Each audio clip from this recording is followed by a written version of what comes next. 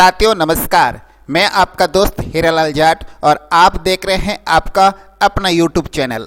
दोस्तों, आज इस वीडियो के अंतर्गत राजस्थान के शिक्षा में बढ़ते कदम कार्यक्रम के अंतर्गत जो आकलन 2 होने वाला है उससे रिलेटेड संपूर्ण जानकारी इस वीडियो में दी जा रही है। आप इस वीडियो को शुरू से अंत तक जरूर देखिएगा। ये वीडियो ब्लॉक मेंटर और सभी शिक्षक साथियों के लिए समान रूप से लाभदायक होगा। वीडियो में आगे बढ़ने से पहले आपसे एक छोटा सा आग्रह, अब तक अगर आपने इस चैनल को सब्सक्राइब नहीं किया है तो ज़रूर करें और इस वीडियो को लाइक और शेयर ज़रूर करिएगा ताकि हमें मोटिवेशन मिलता रहे। अगर आपको ये ट्रेनिंग सेशन अच्छा लगे, लाभप्रद रहे तो आप इस चैनल के कमेंट बॉक्स में जाकर ज़रूर कमेंट करिएगा ताकि हमें और ऐसे वीडियो बनाने की प्रेरणा आप लोगों से मिलती रहे। चलिए दोस्तों, शुरू करते हैं आज का ये वीडियो। RKSMBK आकलन 2 के अंतर्गत जो टाइम टेबल है राजस्थान राज्य भर के लिए, वो टाइम टेबल इस प्रकार से रहेगा। ग्रेड 3 से 5 अर्थात क्लास 3rd, 4th और 5th, उसके लिए टाइम टेबल है। 17 दिसंबर को ग्रेड 3rd के लिए हिंदी, ग्रेड 4th के लिए इंग्लिश और ग्रेड 5th के लिए हिंदी। और 19 दिसंबर को ग्रेड 3rd के लिए इंग्लिश, ग्रेड 4th के लिए हिंदी और ग्रेड 5th के लिए मैथ। और 20 दिसंबर को ग्रेड 3rd यानी क्लास 3rd के लिए मैथ, ग्रेड 4th के लिए मैथ और ग्रेड 5th के लिए इंग्लिश। अब चलते हैं ग्रेड 6 to 8 के लिए यानी क्लास 6, 7 और 8 के लिए। सबसे पहले देख लेते हैं 17 दिसंबर को ग्रेड 6 के लिए मैथ है, ग्रेड 7 के लिए हिंदी है और ग्रेड 8 के लिए इंग्लिश है। 19 दिसंबर को क्लास 6 के लिए हिंदी, क्लास 7 के लिए इंग्लिश और क्लास 8th लेवल के लिए हिंदी। और 20 दिसंबर को ग्रेड 6 के लिए इंग्लिश, ग्रेड 7 के लिए मैथ और ग्रेड 8 के लिए मैथ।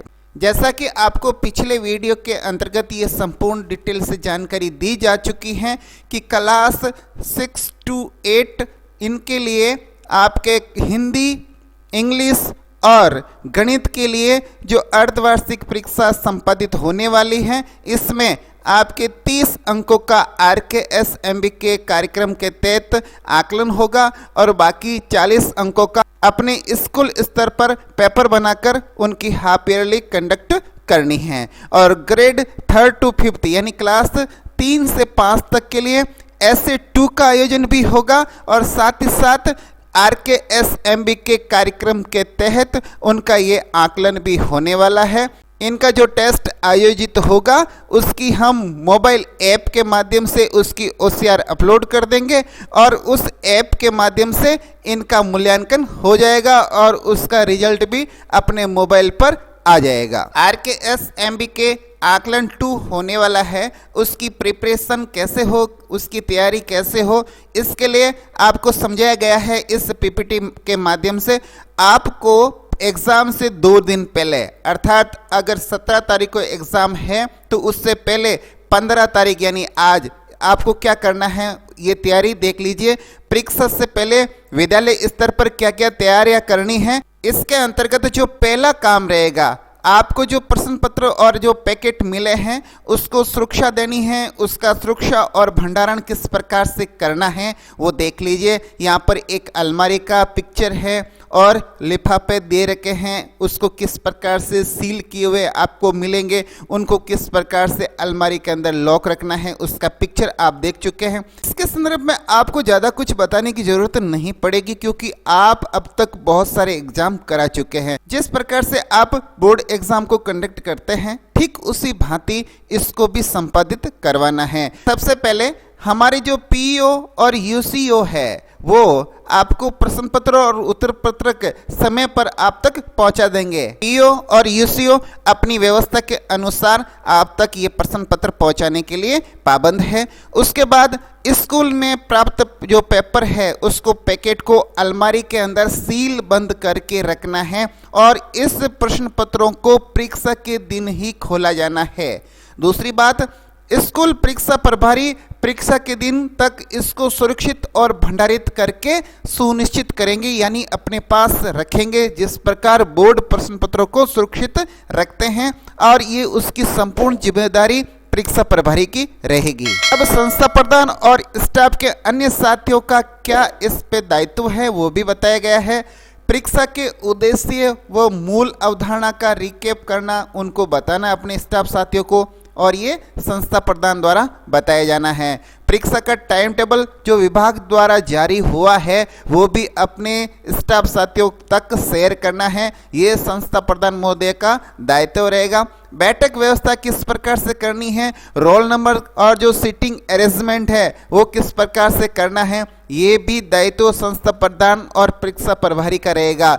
यानी इन्विजिलेटर जो लगाना है, यानी शिक्षकों को किस प्रकार से अदला बदली करके लगाना है, और जिसका विषय है उसको शिक्षक के रूप में दायित्व नहीं देना है उस परीक्षा में, ये सारा दायित्व किसका रहेगा, संस्था प्रदान करेगा। हम आगे बढ़ते हैं और देखते हैं परीक्षा के दिन यानी परीक्षा के दौरान क्या क्या जवाबदारियां हैं और हमें क्या क्या कार्रवाई संपादित करनी है वो देखना है। सबसे पहले शिक्षकों को जो निर्देश मिले हैं आगे से निदेशालय द्वारा, वो है कि परीक्षा शुरू होने से पहले आपको क्या करना है। सबसे पहला काम है, जो प्रश्न पत्र मिले हैं उन प्रश्न पत्रों पर उत्तर बच्चे सही तरीके से टिक लगाए, ऐसा अभ्यास पहले ही करा देना है बच्चों को। शिक्षक यानी विषय अध्यापक ये सुनिश्चित करेगा कि उनके विषय के जितने भी स्टूडेंट हैं वो अपने पास एक रफ सीट जरूर रखें। जब भी वो प्रश्न पत्र को हल करेगा तो पहले रफ पर वो एक बार करके देख ले, उसके बाद उस सीट के अंदर भरे, क्योंकि हमारे पास टाइम पूरा मिल रहा है 1 घंटा और उसके अंदर प्रश्न तो मात्र 15 ही आने वाले हैं, इसलिए हड़बड़ी नहीं करे, आराम से उन प्रश्नों को हल करे और उसके बाद OCR सीट पे उनको फिल करे। सबसे बड़ी बात यह है कि बॉक्स के अंदर सही का निशान किस प्रकार से लगाना है, और वो भी किससे लगाना है, पेंसिल से राइट का निशान लगवाए, बच्चों को ये बताए। आपको ये करना है कि प्रश्न का उत्तर नहीं बताना है, लेकिन बच्चे को ये तो गाइड कर ही सकते हैं कि राइट का निशान किस प्रकार से करना है। प्रश्न को ठीक से पढ़ नहीं पा रहा है अगर बच्चा, तो उसको जरूर पढ़ने में मदद करें। OCR पेपर में सोच समझकर सही उत्तर को टिक करने के लिए उस बच्चे को गाइड भी शिक्षक कर सकता है, लेकिन उत्तर नहीं बताएगा। कागज पर अपना नाम और रोल नंबर स्पष्ट रूप से लिखे, जो भी पेपर पत्रक मिल रहा है उस पर ये बच्चे को गाइड करके आप जरूर नाम अंकित करवाइए, रोल नंबर अंकित करवाइएगा। अगर कोई स्टूडेंट को किसी प्रकार की कोई शंका है तो वो शिक्षक से जरूर पूछ सकता है। और निरीक्षण के दौरान जो संग्रह शिक्षक है उसको द्वारा किस प्रकार से सख्त निगरानी करना है उसके बारे में बताया है कि प्रत्येक कक्षा में परीक्षा के दौरान एक शिक्षक होना अनिवार्य है। जब भी बाहर से कोई टीम आ जाए निरीक्षण करने के लिए, या आपके विद्यालय का कोई औचक निरीक्षण भी हो सकता है, तो उस दौरान आपकी व्यवस्था एकदम सुदृढ़ और एकदम सटीक रहनी चाहिए, जिसके अंतर्गत प्रत्येक जो रूम है जिसमें आपने विद्यार्थियों के रोल नंबर आवंटित किए हैं उसके अंदर एक शिक्षक होना अनिवार्य है। और OCR फोल्ड नहीं करनी है, इसका आप विशेष रूप से ध्यान रखें। अगर हम OCR को फोल्ड कर देते हैं और उसके बाद उसका पिक्चर लेते हैं, तस्वीर लेते हैं, फोटो लेते हैं और फिर हम इस ऐप पर अपलोड करने की कोशिश करते हैं, तो वो सही तरीके से इमेज आएगी नहीं, और साथ ही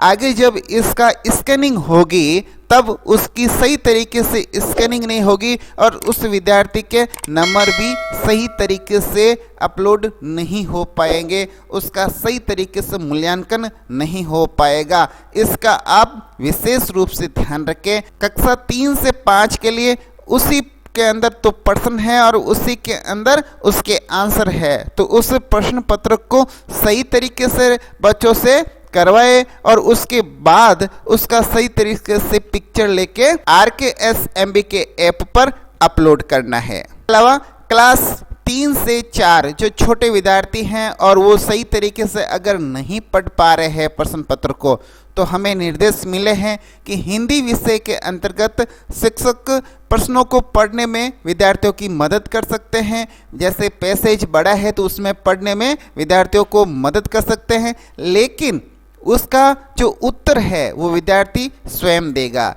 और इंग्लिश के अंतर्गत जो शिक्षक हैं वो प्रश्नों को पढ़ने में मदद कर सकते हैं और उन प्रश्नों को समझाने में भी मदद कर सकते हैं, क्योंकि विद्यार्थी की जो मदर टंग हिंदी होती है, इसलिए विद्यार्थी अगर इंग्लिश सही तरीके से समझ नहीं पा रहा है तो उसका हिंदी अनुवाद तक कर सकता है, लेकिन उसका आंसर विद्यार्थी ही करेगा। और मैथमेटिक्स के अंदर शिक्षक प्रश्नों को पढ़ने और प्रश्न को समझने में उसकी सहायता करेगा, उसके बाद विद्यार्थी उसको हल करेगा। इस बार मॉनिटरिंग बड़ी सख्त है और यहाँ पर 3 बिंदु दे रखे हैं, उस पर गौर फरमाइए। इसमें स्पष्ट लिखा है RKS MBK असेसमेंट 0% चीटिंग, किसी प्रकार की चीटिंग नहीं होनी चाहिए। जैसे यहाँ पर 3 बिंदु है। जैसे पहला बिंदु है कि आकलन का जो परिणाम है उसके अंदर किसी प्रकार की कोई रैंकिंग व्यवस्था नहीं है, न ही कोई इस पे एक्शन लिया जा रहा है। गवर्नेंस एक्शन का मतलब अगर आपका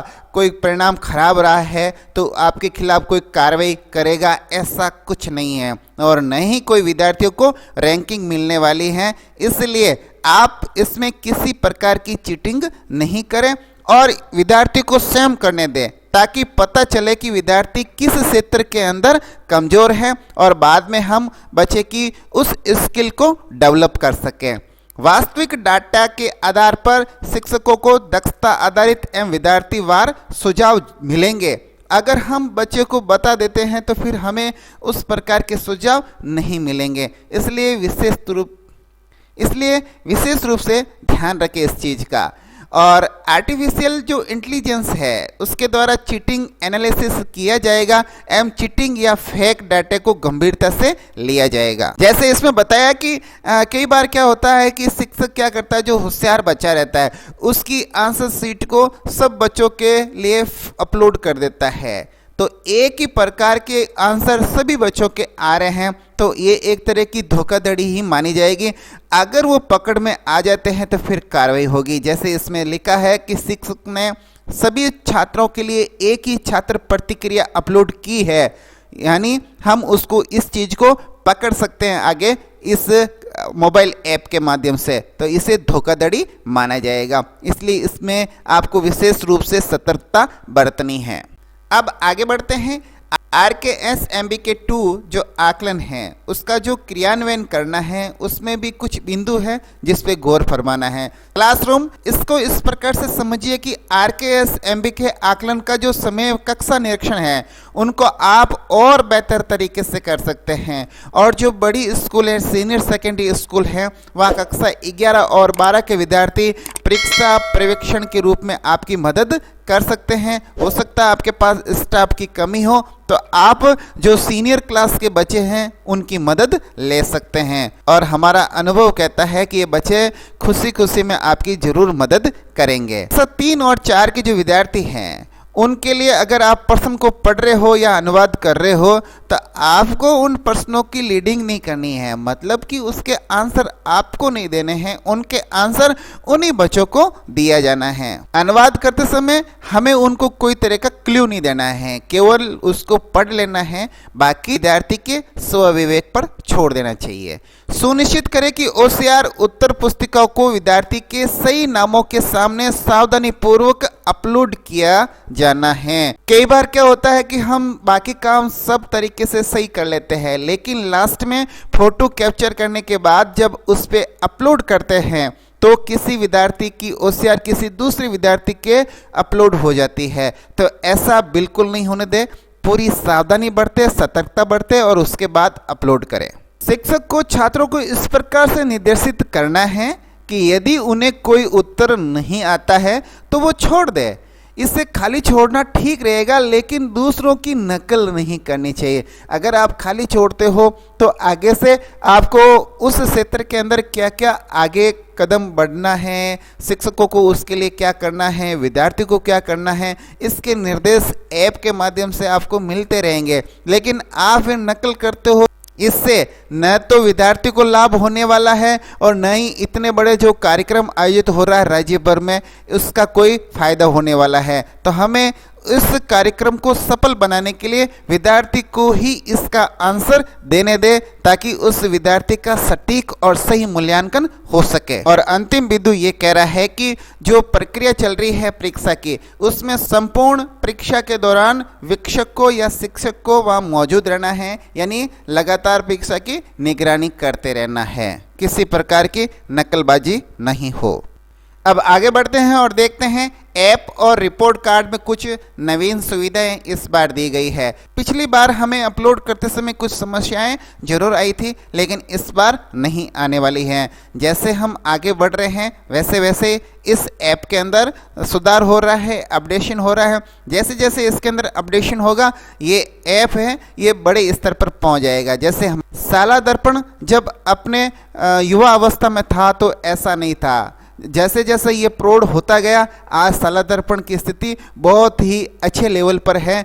ऐसा और किसी डिपार्टमेंट के अंदर इतना बड़ा पोर्टल नहीं है जितना बड़ा हमारा साला दर्पण पोर्टल है। तो ये ऐप भी आने वाले समय में और सुदृढ़ होगा। इसके अंदर नए नए ऑप्शन आएंगे, इसमें आपको नई टेक्निक के माध्यम से कई सारी सुविधाएं मिलने वाली है।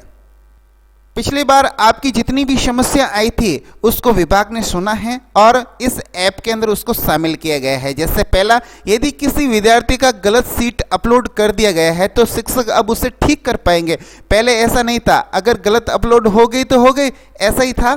लेकिन इस बार ऐसा नहीं है। अगर आप किसी विद्यार्थी की गलत सीट अपलोड कर देते हैं तो उसको वापस एडिट करने का ऑप्शन जरूर मिलेगा।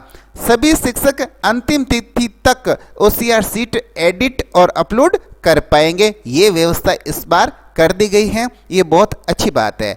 और रिपोर्ट कार्ड में अब की मुख्य 4 दक्षताएं का प्रदर्शन तो दिखेगा ही, पर साथ में RKSMBK 1 में जो दक्षताएं इस आकलन में थी उनका भी प्रदर्शन दिखेगा। साथ में अंग्रेजी, हिंदी, गणित के अलावा विषयों में साला दर्पण पर अर्जित अंक ग्रेड भी दिखेंगे। यानी ये साला दर्पण और RKSMBK ऐप दोनों आपस में फैच होंगे डाटा। परीक्षा की समाप्ति के बाद हमें जो OCR सीट अपलोड करनी है मोबाइल ऐप पर, उसके अंदर हमें किस प्रकार से अपलोड करना ये जानकारी तो पिछले वीडियो में भी दे रखी है और आपने स्वयं अपने हाथों से पिछली बार की है, आपको अच्छे से पता है। लेकिन इस बार नया क्या है यही आपको यही आगे इस वीडियो में आपको बताने वाले हैं। अब देखिए, पिछली बार ये जो पूरा नहीं हुआ और सफलतापूर्वक पूरा, ये 2 चीजें आपको दिखाई देती थी। अब इसमें यदि छात्र डेटा प्रविष्टि पूर्ण हो जाती हैं तो ये सफलतापूर्वक पूरा अनुभाग में दिखाएगा इस प्रकार से। ये तो पिछली बार भी था और इस बार भी है। अब आगे देखिए इसमें और नया क्या क्या है। यदि किसी विद्यार्थी का गलत सीट अपलोड कर दिया गया है तो शिक्षक अब उसे ठीक कर पाएंगे। यहाँ पर ऑप्शन मिलेगा रद्द करें। आपको यहाँ पर एक ऑप्शन मिल रहा है कि क्या आप इस विद्यार्थी को दोबारा पेंडिंग लिस्ट में ले जाना चाहते हैं, तो यहाँ पर आप करोगे हाँ, तो आपको वापस उस विद्यार्थी को पूरा नहीं हुआ वाले ऑप्शन के अंदर ले जा सकते हैं और रद्द करो तो यहाँ पर आप आगे बढ़ जाओगे। अब आगे देखते हैं, जैसे इस विद्यार्थी को हमने यहाँ लिया कि क्या आप इस विद्यार्थी का OCR उत्तर पत्रिका दोबारा अपलोड करना चाहते हैं, तो यहाँ पर भी ऑप्शन है हाँ और रद्द करें। जैसे आप हाँ करोगे तो दोबारा अपलोड करने का ऑप्शन आपको मिल जाएगा। इस बार जो RKSMBK 2 रिपोर्ट कार्ड आने वाला है उसमें क्या क्या नवीन परिवर्तन होने वाले हैं, उसमें क्या क्या नवीन दक्षताएं हैं वो भी बताया है। जैसे पिछली बार आकलन 1 और आकलन 2, इसके अंदर दक्षताएं एक तरफ और दूसरी तरफ स्टार दे रखे थे। इस स्टार का माध्यम था कि विद्यार्थी उसमें कितनी दक्षता हासिल की है। जैसे RKSMBK 1 आकलन में परीक्षण की गई दक्षताओं में जो प्रदर्शन हुआ वो भी शो करेगा।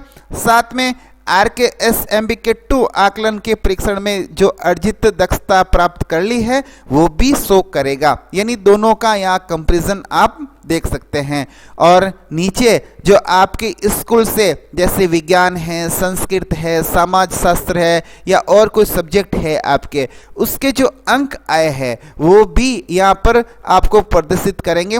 साला दर्पण पर आपने जो डेटा चढ़ा रखे हैं उस डेटा एंट्री को ये फैच करके यहाँ लेकर आ जाएगा। यानी आपने जो साला दर्पण पर एंट्री कर रखी है वहां से ये डाटा उठा लेगा, फैच कर लेगा और उसको यह प्रदर्शित कर देगा। अब RKS MB के जो ऐप है उससे संबंधित कुछ महत्वपूर्ण जानकारी दी जा रही है। जैसे आज 14 दिसंबर को ये मेंटेनेंस के कारण RKS MB के ऐप पूरी तरह से बंद रहेगा, आपको इसके लिए परेशान होने की ज़रूरत नहीं है। और 15 दिसंबर को ऐप अपडेट हो जाएगा जिससे आपको आकलन चरण में पहुंच जाएंगे। और 15 व 16 दिसंबर को ऐप पर आप अपने विषय और अपने जो मैपिंग है, अध्यापक की मैपिंग करनी है वो चेक कर सकते हैं। अपने विद्यार्थियों को भी आप एक बार चेक कर लीजिए ताकि आपको पता चल जाएगा कि आपका ऐप एकदम रेडी है एग्ज़ाम के लिए।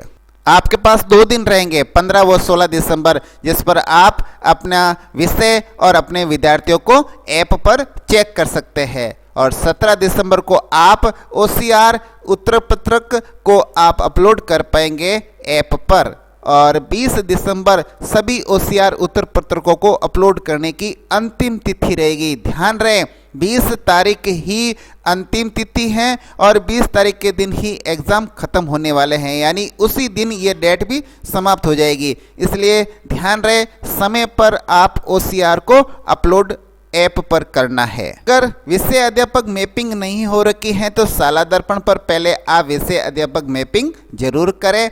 और इसका वीडियो बना हुआ है, उसका लिंक भी वीडियो की डिस्क्रिप्शन में दे रखा है, आप जरूर उसको भी देखिएगा। और आप साला दर्पण पर आसानी से अपने शिक्षकों का विषय मैपिंग आसानी से कर सकते हैं। अगर आपने पहले ही विषय अध्यापक मैपिंग कर रखी है तो कोई दिक्कत नहीं, लेकिन कई कारणों से आपके इसके अंदर डेटा मिसमैच हो सकते हैं। यहाँ पर कुछ बिंदु दे रखे हैं, मैं आपको अभी बता देता हूँ। उन शिक्षकों को जरूर अध्यापक मैपिंग यानी विषय अध्यापक मैपिंग करनी है। जैसे नंबर 1 RKS MB के आकलन जो फर्स्ट हुआ था उसमें अगर आपकी मैपिंग नहीं हुई है, अपडेट नहीं की है तो अब आप जरूर करें। RKS MB के आकलन फर्स्ट से पहले मैपिंग की थी परंतु उनका तबादला किसी दूसरे स्कूल में हो गया है, तो अब जहाँ नवीन पद स्थापन है वहाँ पर आपको मैपिंग करनी है। इसके अलावा RKS MB के आकलन फर्स्ट से पहले मैपिंग तो की थी भाई किसी और सब्जेक्ट में, लेकिन बाद में वो किसी और सब्जेक्ट को पढ़ाना शुरू कर दिया, तो भी उनकी मैपिंग अब करनी है। और नियुक्ति के कारण विद्यालय बदल गया है, ऐसे में विषय अध्यापक मैपिंग उस विद्यालय की करें जहाँ पर आप अब नियुक्त है। यहाँ पर इन्होंने विशेष नोट लगाकर लिखा है कि RKS MB के शिक्षक ऐप पर डाटा एंट्री तभी संभव है जब विषय अध्यापक मैपिंग सही हो, तभी आप कर पाओगे, नहीं तो नहीं कर पाओगे। अब देख लेते हैं टेक्निकल इश्यू।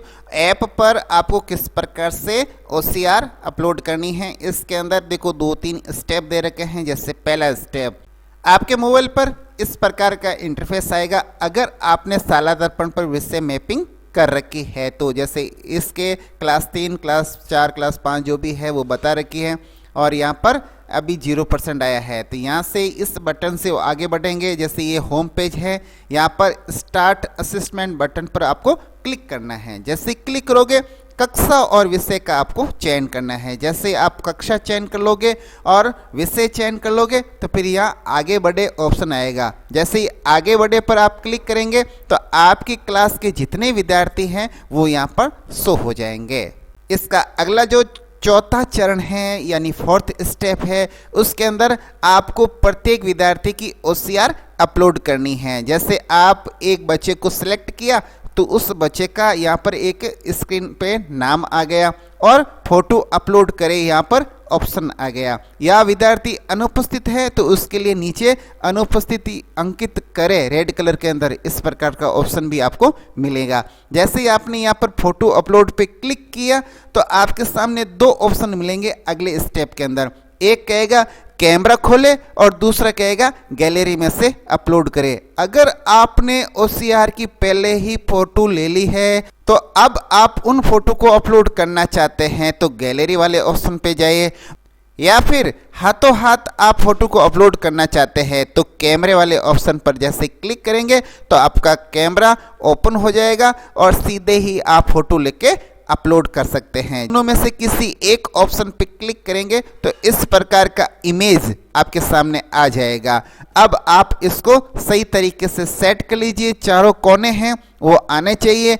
यहाँ पर आपको जो 4 कॉर्नर दिखाई दे रहे हैं, इस चारों कॉर्नर पर आपको QR कोड दिखाई देंगे। ये इस प्रश्न पत्र से रिलेटेड है, ये आकलन के समय उस ऐप के अंदर जरूरी है, इसलिए ये चारों दिखने चाहिए। ये अगर कट जाते हैं तो आकलन सही तरीके से नहीं होता है। अब हमारा अगला जो स्टेप रहेगा उस फोटो को सही करना। हमने इस फोटो को एकदम सही कर लिया, जो साइड में ज़्यादा था उसको हमने क्रॉप कर लिया। अब हम इसको अपलोड करेंगे। जैसे ही ये अपलोड पे क्लिक करोगे तो इस प्रकार का राइट का निशान आएगा। यहाँ पर लिखा रहेगा कि इस छात्र के लिए मूल्यांकन पूरा हो गया है, आपको जल्द ही परिणाम रिपोर्ट प्राप्त होगी। अब आपको यहाँ पर क्लिक करना है।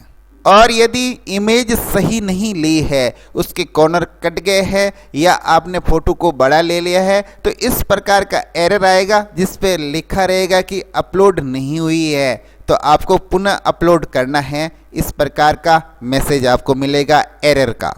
जब आप अपने जितने भी विद्यार्थी थे उन सब विद्यार्थियों के डेटा यानी इमेज को कैप्चर करके अपलोड कर दिया है ऐप पर, तो आपके अंत के अंदर सफलतापूर्वक अपलोड होने का मैसेज तो आएगा ही आएगा, साथ में आपको 100 सिक्के मिलने वाले हैं। यानी आकलन पूरा करने के लिए आपको 100 सिक्के दिए जाएंगे। उसके बाद आपको ये मैसेज दिखेगा कि कक्षा आकलन पूरा करने के बाद आपको एक पदक मिल गया है। उस पदक का भी आपके सामने एक इमेज मैसेज दिखाई देगा। उसके बाद पूरे आकलन को पूरा करने के लिए पदक दिया गया। आपको जो पदक मिला है और आपको जो सिक्के मिले हैं उनको आप सोशल मीडिया पर शेयर कर सकते हैं। राजस्थान बहुत बड़ा है और यहाँ के विभिन्न इलाके हैं और यहाँ की परिस्थितियाँ भी अलग अलग है। कहीं पर नेटवर्क आएगा, कहीं पर नेटवर्क नहीं आएगा। ऐसी स्थिति में हमें क्या करना है तो इन्होंने बताया है, अगर आपके स्कूल के अंदर इंटरनेट की उपलब्धता है तो वहाँ पर आप स्कूल के अंदर ही पेपर को स्कैन करके अपलोड कर सकते हैं सीधे कैमरे से। और यदि आपके स्कूल के अंदर इंटरनेट की उपलब्धता नहीं है तो पहले आप अपने फ़ोन गैलरी के अंदर उन सारे जितने भी OCR सीट्स है विद्यार्थियों की, उनकी इमेज ले लीजिए और प्रत्येक इमेज पर विद्यार्थी के नंबर दे दीजिए या रोल नंबर दे दीजिए। और बाद में जब आपको इंटरनेट की उपलब्धता हो जाए, यानी आप ऐसे स्थान पर चले जाते हैं जहाँ पर इंटरनेट अच्छी तरीके से चल रहा है, वहाँ पर आप गैलरी से लेके फ़ोटो अपलोड कर सकते हैं। इसलिए ये दोनों व्यवस्था की गई है। जब आप कैमरे से अपलोड कर रहे हैं फ़ोटो तो उसके अंदर किस प्रकार से स्टेप रहेंगे वो भी देख लीजिए। सबसे पहले आपके सामने इस विद्यार्थी का ये ऑप्शन आया कि आप फ़ोटो अपलोड करिए और अनुपस्थिति। आप फ़ोटो अपलोड पे जैसे क्लिक किया तो आपके सामने 2 ऑप्शन रहेंगे, कैमरा और दूसरा गैलरी वाला। जैसे आपने कैमरे पे क्लिक किया तो यहाँ पर आपको 3 ऑप्शन दिखाई देंगे, allow only while using the app, ask every time और डोंट एलो। आपको डोंट एलो कभी नहीं करना है। अगर ये कर दोगे तो फिर ये फ़ोटो अपलोड होगा ही नहीं।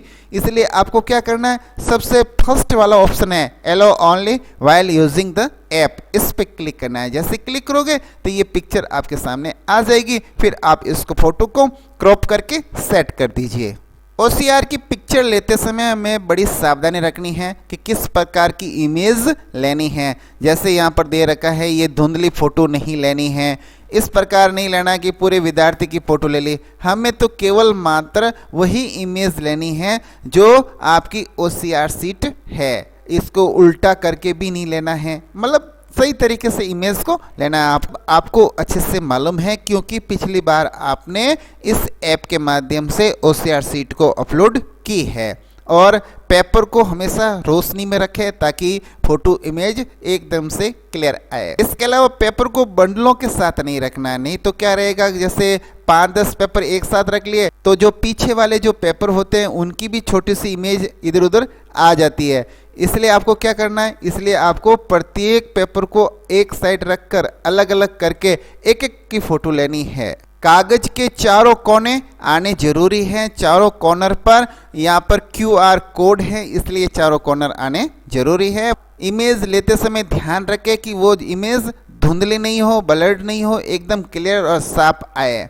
इसके अलावा ये भी आपको सुनिश्चित करना है कि आप जिस विद्यार्थी के लिए इमेज ले रहे हैं OCR की, वो OCR उसी विद्यार्थी की है या नहीं, ये भी आपको ध्यान रखना है। और उस विद्यार्थी की तो है लेकिन उस विषय की है या नहीं, ये भी ध्यान रखना है।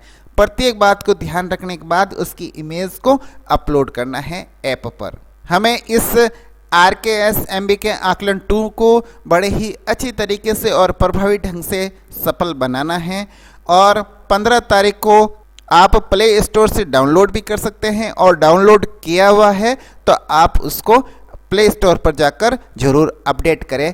यहाँ पर लास्ट में एक बार और आपको सचेत किया है, इसमें बताया है कि आपको 0% चीटिंग करनी है। ग्रेड 3 और 4 के छात्रों को अतिरिक्त सहायता नहीं दे, मतलब केवल थोड़ी सी सहायता पढ़ने में दे सकते हैं। अतिरिक्त सहायता का मतलब उसकी नकल में मदद नहीं करें, और ये सुनिश्चित करें कि छात्र एक दूसरे से भी नकल नहीं करें। शिक्षकों को पूरे परीक्षा समय में कक्ष में रहना अनिवार्य है, और सभी OCR पेपर्स को स्कैन करके 20 दिसंबर तक अपलोड करने की आवश्यकता है। यानी लास्ट जो तिथि है अपलोड करने की वो है 20 दिसंबर। इसके अलावा भी कोई समस्या आ जाए तो ऐप मेंटर के लिए यहाँ पर एक गूगल ड्राइव लिंक दे रखा है गूगल फॉर्म का, इसके माध्यम से आप सीधे वहाँ पर समस्या दर्ज करा सकते हैं। यहाँ पर गूगल ड्राइव का लिंक है, वहाँ पर आपको कुछ सामग्री भी मिल जाएगी, वो भी डाउनलोड कर सकते हैं। अब मैं आशा करता हूं कि हमारे किसी भी साथी को कोई तरह की कोई समस्या नहीं होने वाली है। वो बड़े ही आराम से RKS MBK 2 कार्यक्रम को संपादित करवाने में मदद करेंगे शिक्षा विभाग की। हमारे सभी शिक्षक साथियों को पहले ही एडवांस में हार्दिक शुभकामनाएं कि आप इसको सफलतापूर्वक संपादित करेंगे। इसी आशा के साथ आपसे लेते हैं आज्ञा। नमस्कार, वंदे मातरम, जय हिंद।